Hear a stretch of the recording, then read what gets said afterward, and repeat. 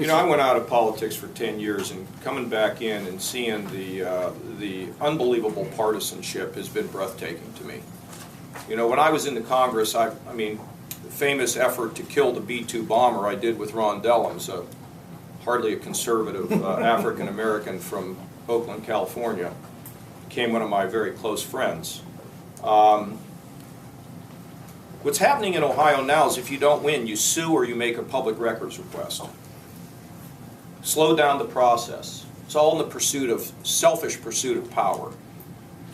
Sentencing reform, the vote in the Senate, I think, was 30-3.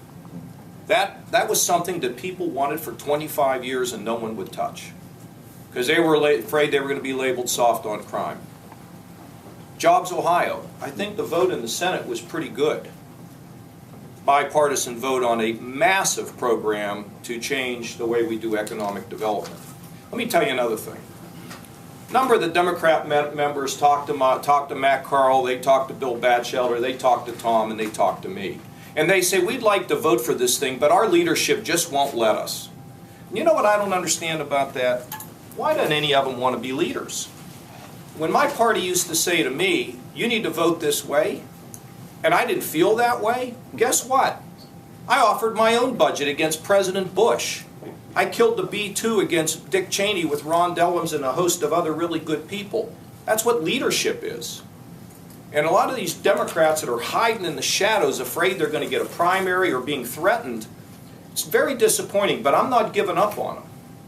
I was fuming mad about this vote on the drilling on the public lands, where there's almost a total partisan vote. Do you know the damage that these folks can do to job creation in the eastern part of this state? Do you know how many families' lives can be wrecked if these people are irresponsible and partisan?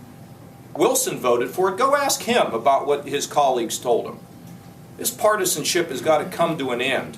We're going to tell you something. If we don't get it ended, well, we're going to win anyway. But they're fighting over. See, this state has been dying. And when people die, there gets to be an attitude of the last breath of air, drink in the coal mine. It's mine. We are changing that.